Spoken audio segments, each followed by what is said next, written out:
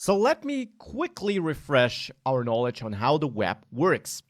If you're totally aware of all of this, you can of course skip this lecture. Now, the web works like this. We got a user, a client, maybe you, sitting in front of your browser visiting a web page, or already being on a web page and submitting a form. So you're interacting with web pages. Let's say you're visiting it. So you're entering some URL into your browser. And what happens behind the scenes is actually that the browser reaches out to some domain name servers to look that domain up, because this domain is not really the address of your server. It's basically an encoded human readable version of that address, you could say. Your server itself has just an IP address. But this is just some technical thing behind the scenes. In the end, you enter this URL and it will lead to some server.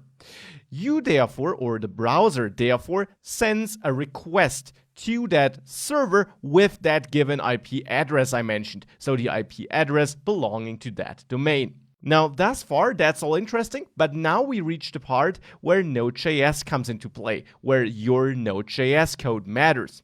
You write the code that runs on that computer in the internet which has that IP address. You write the code that spins up that server which is able to handle the incoming request and do something with it. Now, you don't need to use Node.js for this. You could use PHP, ASP.NET, Ruby on Rails, anything like that, but in this course we'll obviously use Node.js because, well, it's a Node.js course. Now, in this code, you can do all kinds of things, and I already mentioned this in the first course module: user input validation, communicating with a database maybe, which runs on a separate database server, but which you typically reach out to from your backend, so your server-side code. And once you're done with that, you do one important thing. You send back a response to the client. This response can be some HTML text, some HTML code, which is then handled by the client, but it could also be some other kind of data, like a file, some JSON or XML data. The response is more than just the content, by the way. A response and also a request also has headers. This is some meta information which is attached to request and response, describing what's inside it, for example. But we'll see this too. So this is how the web generally works, and Node.js is the part we will focus on. It is the code that makes up that server in the end. Now, that request and response transmission is done through some protocol. So basically a standardized way of communicating, you could say, because obviously to correctly handle a request and send back a response the browser can work with, we have to follow some rules.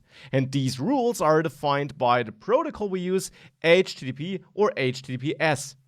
HTTP stands for Hypertext Transfer Protocol, and there we simply define, or it is defined, how a valid request looks like and how the data should be transferred from browser to server and the other way around. And HTTPS simply is the same, with SSL encryption turned on, where all the data that is transmitted is actually encrypted, so that if anyone is spoofing your connection, they can't read your data. Now, towards the end of the course, I will show you how to enable HTTPS. For the majority, we'll just use HTTP, since we'll only be developing that code. We'll only work on it locally. But once you put it into production, I will also show you how to turn on that SSL encryption.